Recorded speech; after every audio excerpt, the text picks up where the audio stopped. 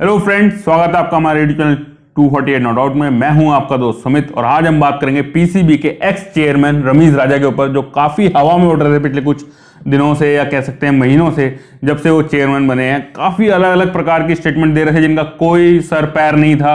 जैसे कि पहले उन्होंने विराट कोहली के ऊपर भी बोला, जो एशिया कप में उन्होंने सेंचुरी लगाई थी, उसमें उन्होंने बोला कि अफगानिस्तान के अगेंस्ट सेंचुरी लगाई है, कैचेस छूटे हैं, फलाना ढिमकाना। लेकिन ऐसा नहीं था। विराट कोहली एक लेजेंड है क्रिकेट के और रमीज राजा उनके आगे मैं कहूंगा कि शायद बच्चे भी कहना उनके लिए एक बहुत बड़ा शब्द होगा रमीज राजा के लिए।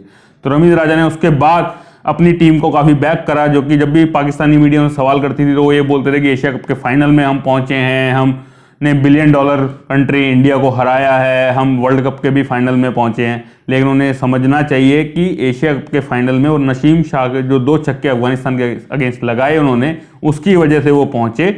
और पाकिस्तान जो वर्ल्ड कप के फाइनल में पहुंचा उसके लिए उन्होंने नीदरलैंड के प्लेयर्स के पैर धो धो के पीना चाहिए, क्योंकि नीदरलैंड अगर वो मैच नहीं हराता साउथ अफ्रीका को तो पाकिस्तान की तो जिम्बाब्वे तक ने हवा निकाल दी थी। जैसा कि हमने पिछले वीडियोस में भी कहा कि पाकिस्तान इस वर्ल्ड कप में बिल्कुल भी डिजर्विंग टीम नहीं थी जो जिम्बाब्वे से हार सकती है। वो फाइनल अगर खेल रही है तो उनके ऊपर भगवान की बहुत बड़ी मैं कहूंगा कि मेहरबानी रही है। और उसके बाद भी फिर जब जय शाह ने, जो भी इंडियन गवर्नमेंट्स के डिसीजन के बाद जय शाह ने एक स्टेटमेंट दिया कि भारत एशिया कप जो 2023 में होगा पाकिस्तान के अंदर वो खेलने नहीं जा पाएगा और उसको न्यूट्रल वेन्यू पर करना चाहिए, तो रमीज राजा एकदम से भड़क गए और उन्होंने बोला कि अगर इंडिया एशिया कप खेलने पाकिस्तान में नहीं आता है तो पाकिस्तान भी 2023 के वर्ल्ड कप को बॉयकॉट करेगा। लेकिन रमीज राजा को समझना चाहिए और पाकिस्तानी पब्लिक को भी ये समझना चाहिए कि पाकिस्तान अभी इस हालत में नहीं है कि वो भारत के किसी भी डिसीजन को बॉयकॉट कर सके। और अगर पाकिस्तान वर्ल्ड कप खेलने नहीं आता, पहली बात तो ये कि उनके अंदर इतनी हिम्मत ही नहीं है कि वो इंडिया के अंदर वर्ल्ड कप खेलने ना आए। ये इंडिया का डिसीजन है, ये हमारा डिसीजन कि हम उनको बुलाएं या ना बुलाएं। पाकिस्तान तो सिर्फ जैसा कहेंगे हम वो वैसा करने को मजबूर होगा, उन्हें आना ही पड़ेगा अगर हम बुलाते हैं। और अगर हम उनको वीजा नहीं देंगे तो वो नहीं आते हैं, वो जितनी मर्जी कोशिश कर लें।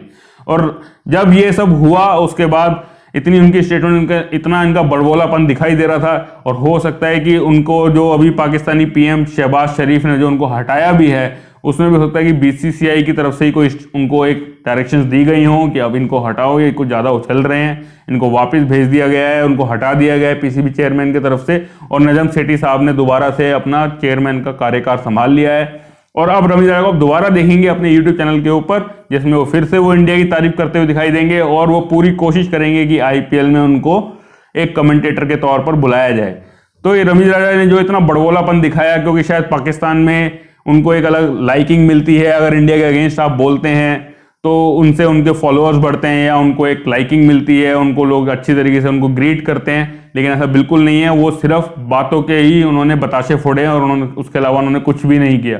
और मैं पाकिस्तानी मीडिया या कुछ स्पेसिफिक जर्नलिस्ट को भी मैं बोलना चाहूंगा कि जब कल आईपीएल की ऑक्शन हुई उसके अंदर जो भी उन्होंने बोला कि पाकिस्तानी प्लेयर्स या पीएसएल के बनाए हुए प्लेयर्स को इतना रिकॉग्निशन मिल रहा है, लेकिन ऐसा बिल्कुल भी नहीं है। अगर आप देखेंगे सैम करन जो कि 18.5 करोड़ रुपए में बिके हैं, पीएसएल का कम से कम नहीं तो वो 6 साल का बजट है जो वो चल जाएगा पीएसएल सिर्फ सैम करन के ऊपर। मैं तो ये भी कहना चाहूंगा सैम करन अगर चाहें तो वो लाहौर कलंदर्स या क्वेटा ग्लैडिएटर्स को खरीद भी सकते हैं, अब जाके खुद के दम पर वो ओनर बन सकते हैं। पाकिस्तान की ये इस समय ये हालत है।